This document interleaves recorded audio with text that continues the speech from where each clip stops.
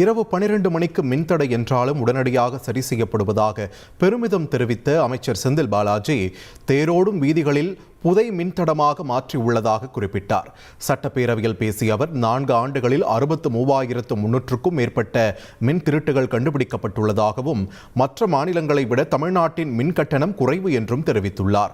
அத்துடன் மின்னகம் மூலம் 33,80,807 புகார்கள் பெறப்பட்டுள்ளதாகவும் 33,74,801 புகார்களுக்கு தீர்வு காணப்பட்டுள்ளதாகவும் அமைச்சர் குறிப்பிட்டுள்ளார். அதேபோல இந்த உள்கட்டமைப்போடு சேர்த்து இன்னும் கூடுதலாக பணிகள் எங்கே தேவை என்பதை ஒவ்வொரு மாதங்களிலும் துறையினுடைய அதிகாரிகள் ஆய்வுக் கூட்டம் நடைபெறுகின்றது. அவர்கள் களத்திற்கு சென்று அந்த ஆய்வுகளை மேற்கொண்டு எங்கெங்கெல்லாம் பொதுமக்களுடைய பிரச்சனைகள் இருக்கிறது, பொதுமக்கள் சொல்வதற்கு முன்பாகவே இதை எடுத்து செய்ய வேண்டும் என்று அறிவுறுத்தப்பட்டிருக்கின்றன. அந்த அடிப்படையிலும் கூடுதலாக புதிய பணிகளும் எடுத்துக்கொண்டு அந்த பணிகளை இந்த ஆண்டு மின்சார வாரியத்தின் மூலமாக மேற்கொள்ள நடவடிக்கை எடுக்கப்பட்டிருக்கின்றன. எனவே தமிழ்நாடு முழுவதும் மின்சாரம் சார்ந்த மின்வாரியம் சார்ந்த புகார்கள் இருந்தால் மின்னகத்துடைய எண்ணிற்கு தொடர்பு கொண்டு தெரிவித்தால் விரைந்து நடவடிக்கை எடுப்பதற்கு வாய்ப்பாக முதலமைச்சர்கள் மின்னகத்தை உருவாக்கி தந்திருக்கின்றார்கள்.